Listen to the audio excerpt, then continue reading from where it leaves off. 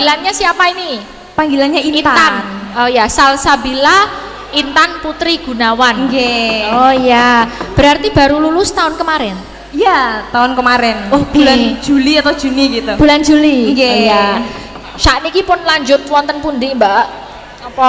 Apa? Sekarang udah kuliah kuliah diisi. Diisi. Nggih. Weh, mendhet jurusan apa? Karawitan. Karawitan, tepuk tangan saudara-saudara. Kok iso tadinya jurusan apa di sini? Tadinya jurusan tata busana. Tata busana? Nggih. Oke, kenapa langsung tiba-tiba masuk ke Karawitan?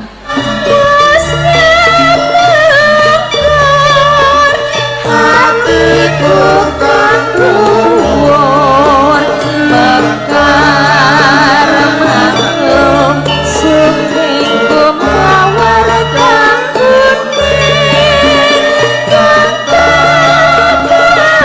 pikir jelaku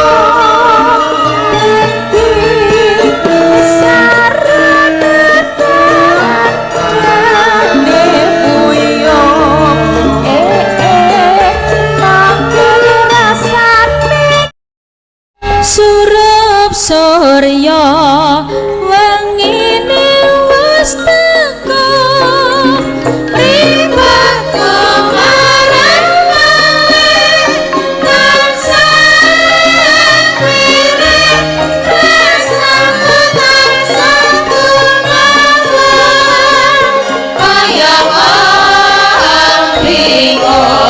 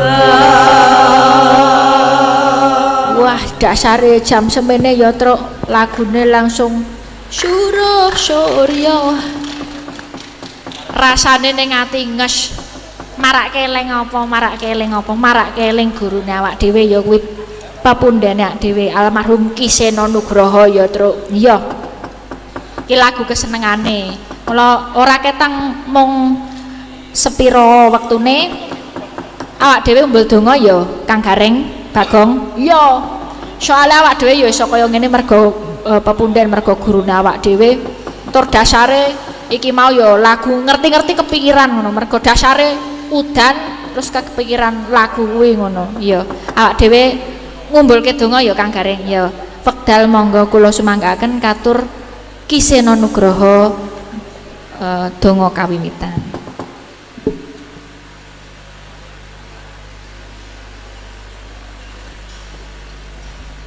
Amin, matur sembah nuwun. Wah. Sekarang yo awak dhewe cara sekolah ki nek sekolah S1, S2, S3 kuwi ki ra ono sepirone dibandingke karo pagelaran-pagelaran pepanggungan-pepanggungan ngono Kang Gareng. Ayo. Sekolah iki mung entuk apa teori, carane teori. Nek teori tok nek ra ono prakteke kuwi padha wae. Padha karo ning kene iki ning SMK Negeri 4 kene iki. Upama pinter ning sekolah iso ngerti teorine piye carane macak, piye carane perhotelan pariwisata ki piye. Ning nek ora praktek, ora ngerti ning lapangan kahanane piye, mergane sing ditemoni padha karo awake dhewe, padha karo seniman sing ditemoni kuwi yo wong-wong menungso sing akeh. Ayo. Awak dhewe yo eling jamane semono karo pepundhene dhewe dideke. Wah, dadi sinden. Nek dadi sinden ning sekolah yo mung nganggo apa carane gendenge apa misale playon lasem apa piye. Tapi nek ning dhuwur panggung kuwi wah uteke wis beda, Tru. Pikirane beda mergane nemoni masyarakat sing akeh, sing beragam, sing heterogen. Dadi upama dhewe mikirke visi misi mongko ning nggon desa. Wah ya ora iso, wong setiap nggon, setiap ya ben panggonan kuwi beda-beda. Kaya ning hotel kuwi duwe carane duwe apa jenenge pasarane dhewe-dhewe, Truk. Nah, carane awak dhewe kuwi biasane ya acarane bersih desa. Nek bersih desa sing diomongke kudu apa? Upama ning kampus sing diomongke kudu apa? Upama ning nggon kementerian sing diomongke kudu apa? Kuwi beda-beda.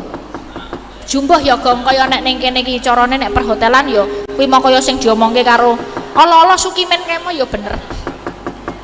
Bener kudu duwe product knowledge ngono. Dadine ora mau ngerti teorine tok, carane ngelempit spray carane apa. Ning nek iso ngerti oh ning hotel kene iki ana apa? Ana pariwisata apa? Nah, kuwi njembarke pikir. Nek awak dhewe wis njembarke pikir, lah kuwi sing marake awak dhewe saya pinter. Nek wis pinter dipraktekke, ora mung disimpen. Dipraktekke diomongke. Dicoba ngomong karo turis. Dicoba ngomong karo wong sing liwat. Nah, bar kuwi dadi kulino. Saya kulino kaya gaman kae, Truk. Carane keris kae ping pira oleh kudu bolan baleni nuthuk ngono kuwi. Nanti iso dadi gaman wujud keris. Nek awak dhewe arep dadi wujud kaya ngono kuwi iso landhep, aku kudu praktek ping bola bali bola. Wah, iya kaya mangkono Kang Gareng apik. Muga-muga iki iso dadi patuladan dinggo adi-adine dhewe sing do gula wentah sing do sekolah ana ning SMK Negeri 4 kene. Iya bener. Muga-muga do iso nulat. Iki mau ya lakone Gendari. Raketang rada selip bagian ngarep mau jane. Ning iki ngomburi akeh pituladan saka Dewi Gendari iki kepiye. Iki lakon jan mung saiki. Wah, jan meresutek tenan. Iki nganti sutradarane loro. Karo ade ya melu rembug. Ah iki full dramatik ya wis ben iki dienggo koleksi. Mergane nek ora dipenjaluk kaya ngene, Truk, ora bakal kelakon. Jenenge point of view utawa POV tentang seorang carane wayang wadon. Biasane wayang kuwi lanang-lanang. Lah iki dilalah tokohe wedok. Tokoh wedok terus yo sing jarang-jarang diekspos ngono. Biasane ketoke jahat ngono Dewi Gendari. Ning iki piye carane Dewi Gendari iki atine iki diublek-ublek jero atine Dewi Gendari iki jane apa to pamikire. Ae digelar ana ning wayangan bengi iki. Wah, elok. Dasare SMK 4 iki yo pancen budaya. Mau yo panembromono. Terus mau apa jenenge talu mau ya wis sineng kuyung apa gurune Mbak Mega iki mau wis mantep ledo ngudi gamelan lan apa iso panembromo sak panunggalane bukti nek SMK 4 iki pancen budaya tenan. Wah elok-elok. Pokoke profesiat selamat untuk 50 tahun SMK Negeri 4 Yogyakarta. Muga tansah hanjayeng bawana elok. Wah, sing rame, jos matur sembah nuwun. Wah, iki ana setunggaling sawijining saka SMK 4 ketok iki mau aku di WA anting. Apa ting? Atas nama Salsabila Intan Putri Gunawan, alumni angkatan 2025, jurusan Tata Busana SMK Negeri 4 Yogyakarta. Masih ada enggak? Oke, kita bisa panggil ke atas untuk bisa nembang ya sama-sama tim warga laras ya. Yuk.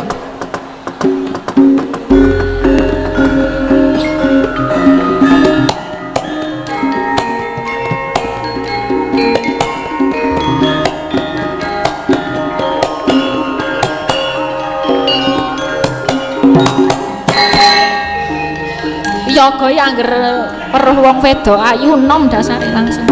Nah. Ya. Halo, selamat malam. Selamat malam. Panggilannya siapa ini? Panggilannya Intan. Oh ya, Salsabila Intan Putri Gunawan. Nggih. Oh ya, berarti baru lulus tahun kemarin. Ya, tahun kemarin. Oke. Bulan Juli atau Juni gitu. Bulan Juli. Nggih. Oh, ya. Sakniki pun lanjut wonten pundi, Mbak? Apa sekarang udah Kuliah diisi Nggih. weh mendet jurusan apa? Karawitan, tepuk tangan saudara-saudara. Kok iso tadinya jurusan apa di sini? Tadinya jurusan tata busana. Tata busana? Nggih. Oke, kenapa langsung tiba-tiba masuk ke karawitan? Emang minat dari awal. Karawitan. Oh ya, oke. Niki boleh memberikan selamat untuk SMK Negeri 4 sama nanti bisa kasih satu lagu suara emasnya. Nggih. Saya ucapkan selamat ulang tahun untuk SMK tercinta Ya. yang ke-50. Semoga semakin maju, semakin jaya dan menciptakan siswa-siswi yang unggul. Amin. Lagunya apa nih, Mbak Indah? Mau Mawar Kuning. Mawar Kuning. Nggih. Oke, pakai bawa enggak? Bawa lah. Masa langsung? Bawa lah. Bawa yang kecil-kecil sikit-sikit aja boleh. Apa? Oh, langsung aja. Oke. Langsung boleh. aja. Ya. Yo wes yo. Sinengkuyung warga laras Indonesia. Monggo Mawar Kuning konco-konco.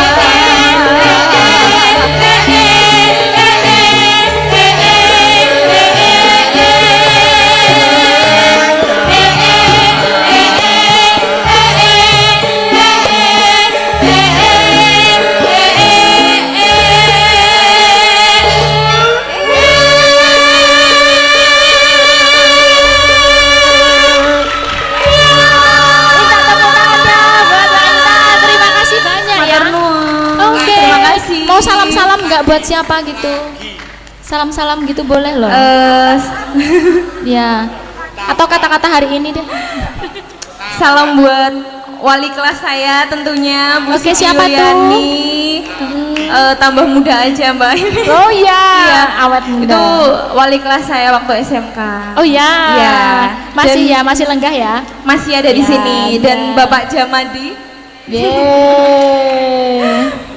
Pasti siswa-siswi SMK 4 tuh nggak familiar sama Bapak Jamadi. Bapak Jamadi. Iya. Oh, Bapak Jamadi itu?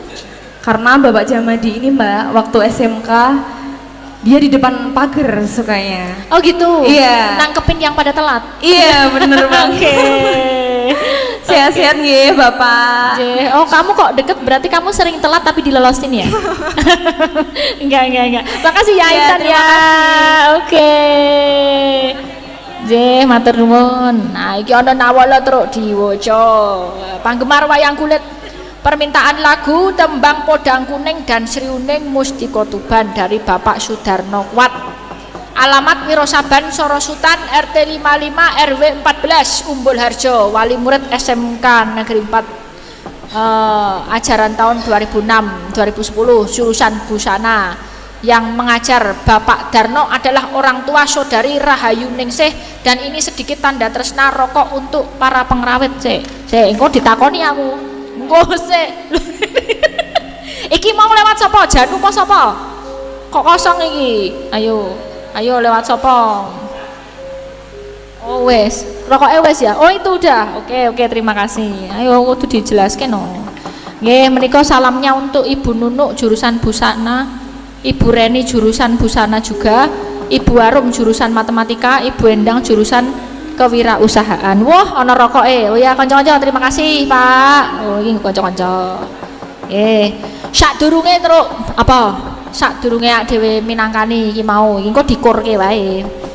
Sing durung nyanyi, aku pengen suarane Ibu Wahyu Krisnawati. Nyuwun pelok bareng.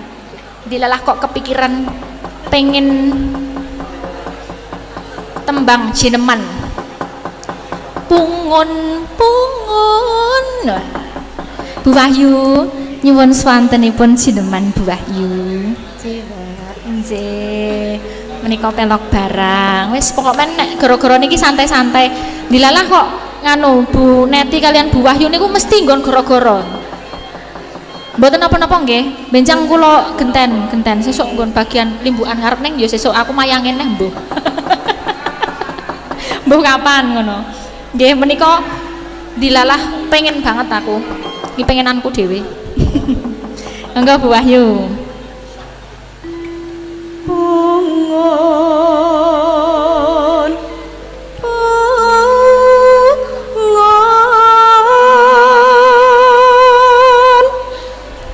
wenci bangun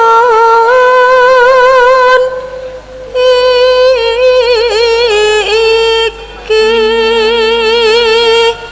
wis katur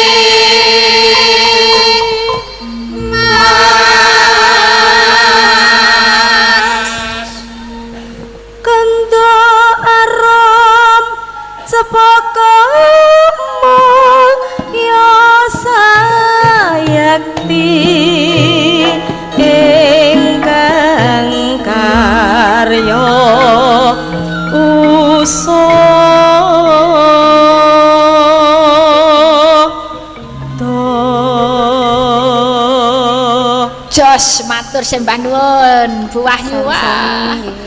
Bu Neti ngubengi kutha sak teruse monggo Bu Neti ning desa desa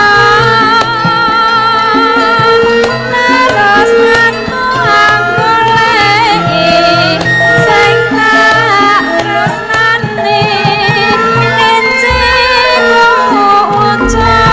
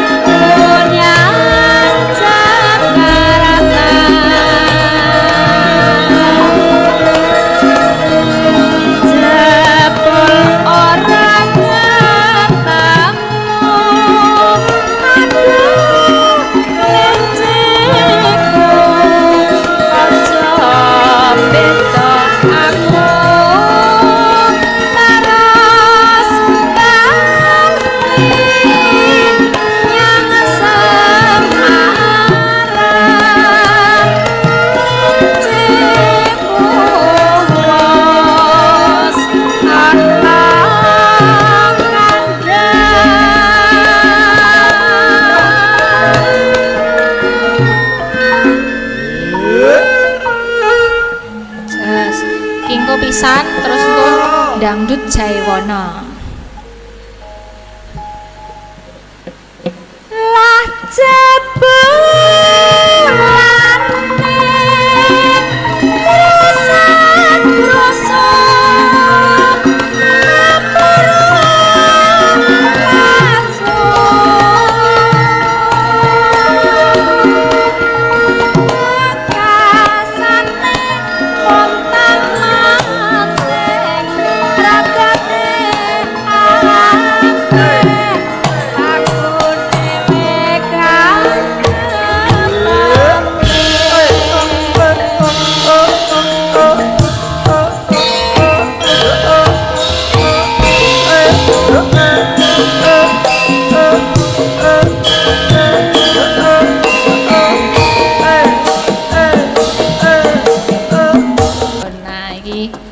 mau pamundutan wis dipinangkani pelok barang. Wah, pelok barang wis dipinangkani. Lah iki mau ana pamundutan dilalah lagune loro. Niki ya ben kanca-kanca yoga ya leren sedilit. Dinehi apa jenenge? Bawane gentenan kabeh ben sindane 9 maneman. Sekuanting ayo cekel cek ting ting wah. Meram-merem bae. Yo, mau ini lingguh bae.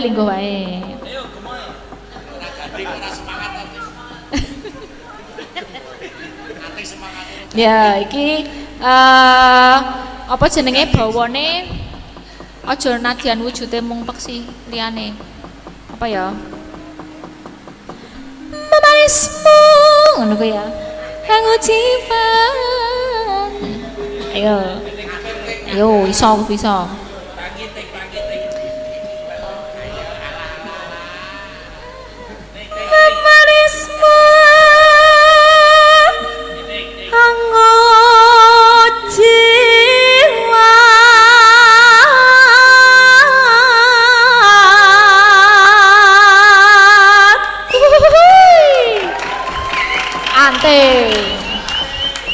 Jajare Agnes. Ayo testing.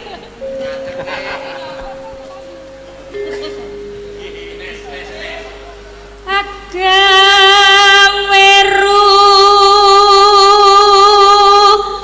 citeng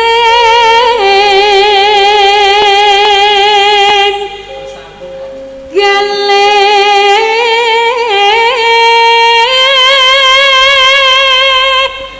oke oper mic. Seneng aku nek sing ngene iki. Ben do melek ora. Jajare Oriza Sativa.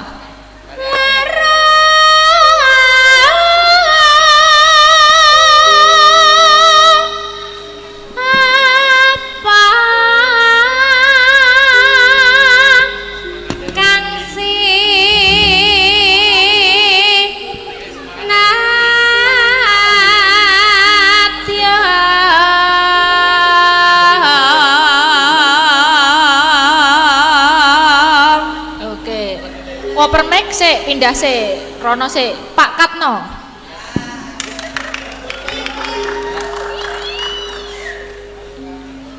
Upomomu Jan, yes. duta rukmi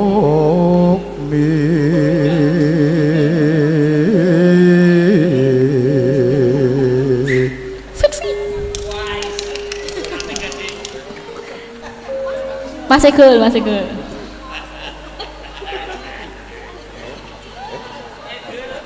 Ayo, masih cool.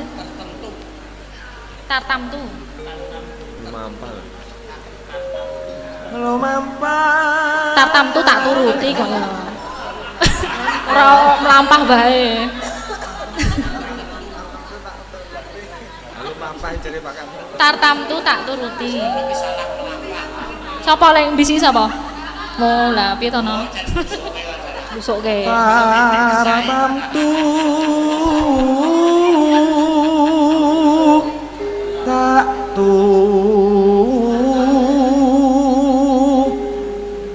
ngeruti Ya, Parjo. Tiba-tiba Parjo.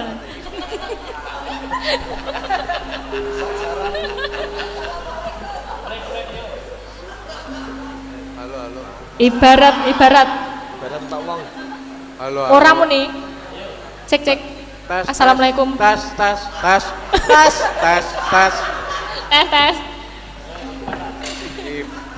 Halo.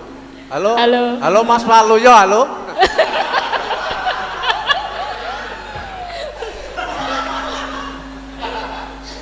Upama Cara Bu Chandra Lukita. numpak Mbak Yu. Ngerno. Ya. Terus apa iki? Oh, Saras. Kok anting meneh. Saras. Lumampah tanpa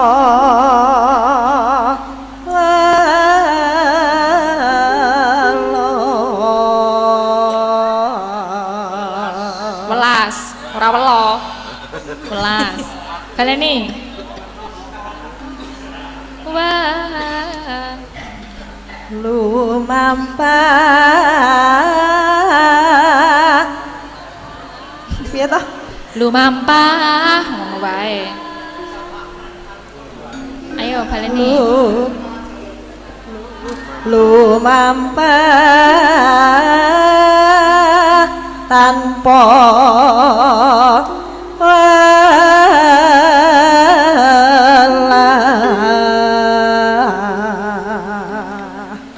Ayo Tin. Ayo Tin. Ya. Ayo Tin.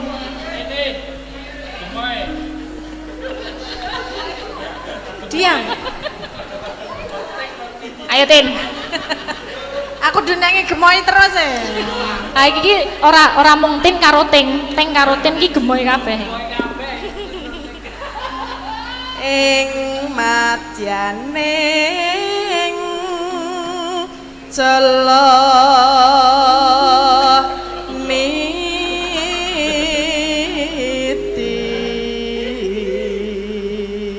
Cari dhewe Ayu dan Kiswan.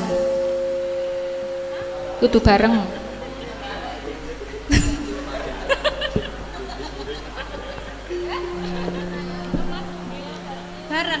Bareng.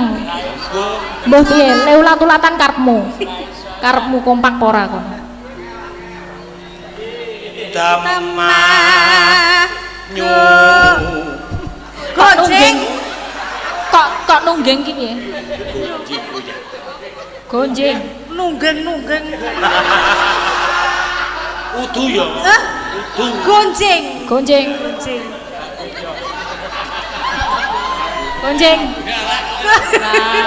Lancang ta. kleru kowe Sapa lek kleru sapa? Ayo. Tamah gonjeng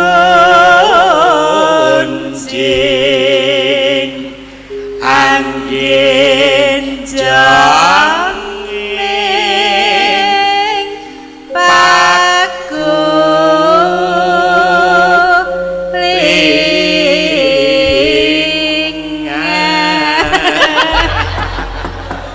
Wes cengkoke do karepe dhewe-dhewe ora. Nggih, mulai dari apa iki mau jenenge? Podang kuning dikirimkan untuk bentar, saya cek dulu. Bapak Sudarno Kuat. Oke, podang kuning bacotke Seriuning. Ya. Dimulai dari celuk Ibu Neti Sulandari. Oh, aku nunjuk sapa-sapa wae. Mangga Bu. Tak acakmu. Esok awan ning omah wis ora krasa. Buah yuk. Kaluyuran tak golek sing tak Siap-siap buahnya, Mangga Bu. Mumpung pinter anggonku goleki ora krasa. Esok awan nganti wengi. Oh, permen.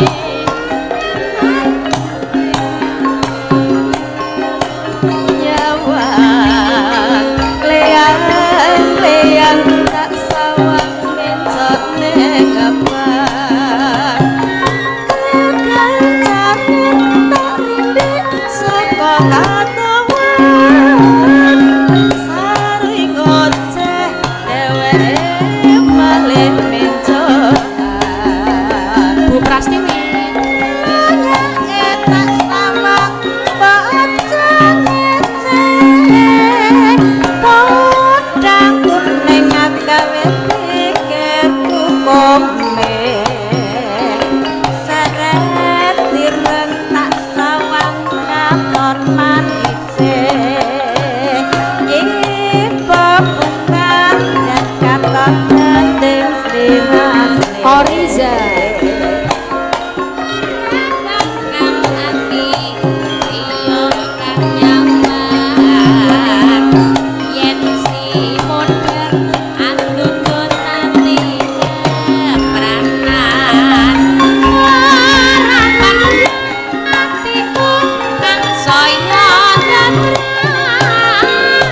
Lebet Seriuning nggih kanca-kanca.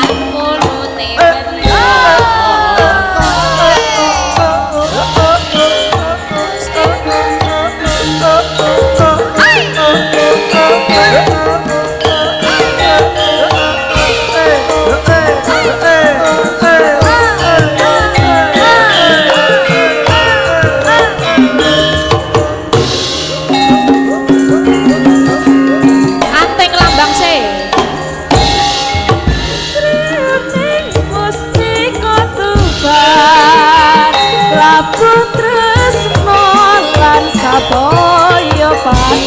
Saras.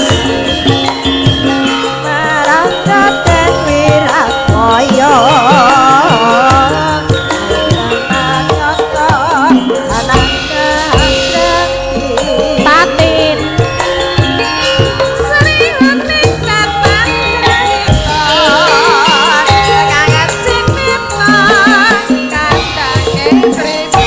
Terus Tin.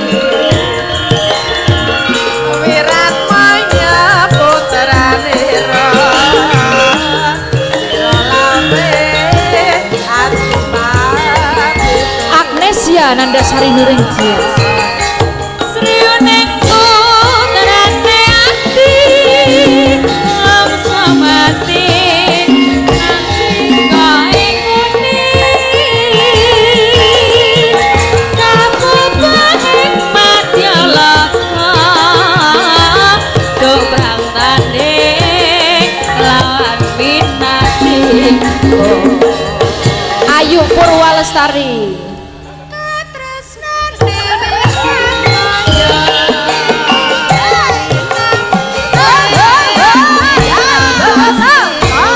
Saras.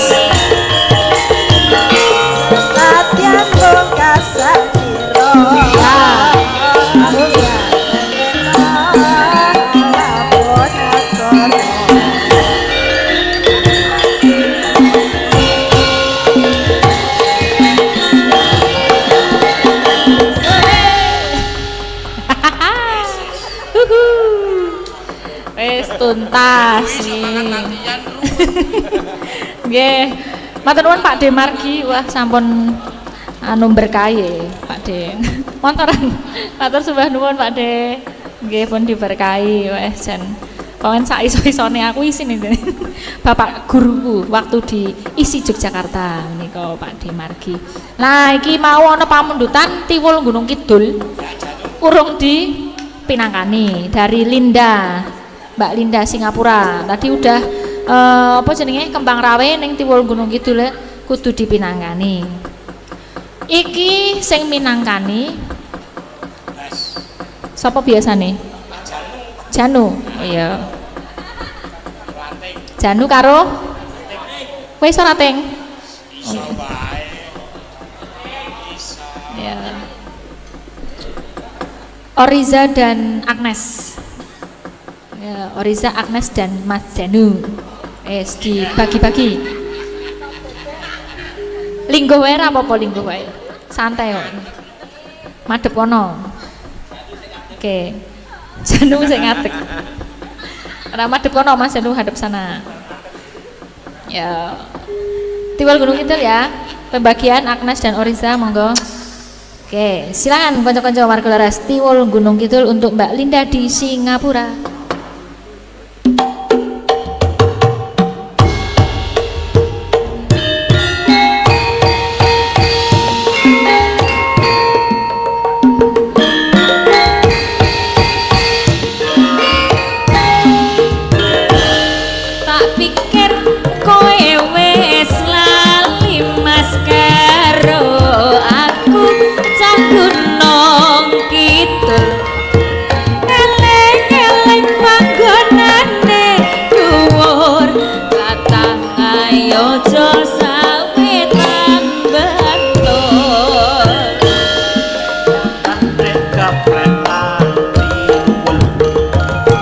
Watu lintang apa watu tak babakan seni aja manut akeh sing kondang akeh sing suwur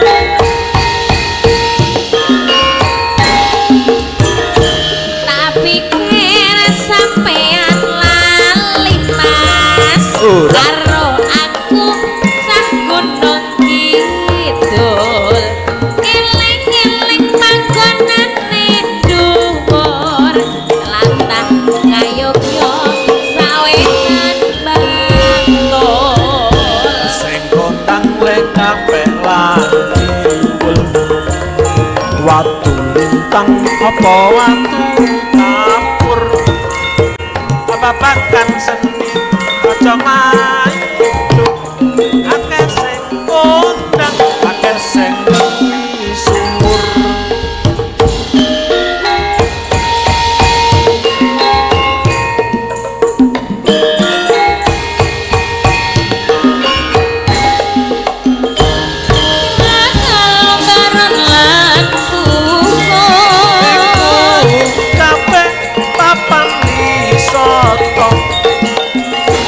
Saat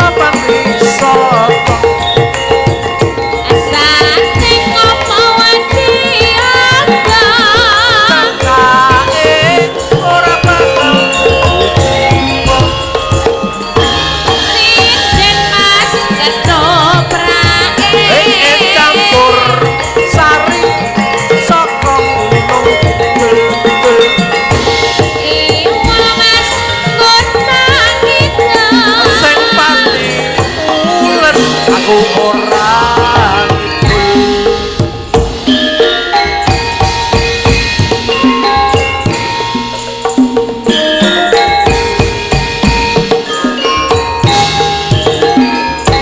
Wah, matur nuwun, matur nuwun. Jebulane aku isih utang. Utang karo SMK Negeri 4 iki wis penjalukan saka pertama banget Apa gong ayo nganti tak jaluk tulung Ris garapno. Mau wis mbuh wis dikirim urung ning kanca-kanca. Lagune apa? Kusuma Wijaya. Walah ya ampun, kudune mau limbukan nganti lali. Saking gayenge kok ya le gegojekan karo Kak Mimin Apri iki mau. Ayo. Mbak Tatin. Nah, nyuwun swantenipun Kusuma Wijaya, Anting dan Tatin. Maju ke depan aja, maju ke depan ini khusus Kusuma Wijaya karena ini permintaan dari SMK Negeri 4 Yogyakarta. Ya, maju Mbak Anting dan Mbak Tatin. Lungin mekaran semi ini kowe. Penonton nggih garape kanca-kanca. Makasih Mas Bimo Aris wis garape. Ya. Celok apa saka gamelan ya iki? Hah? Gamelan? Kendang. Oke, yuk langsung aja monggo.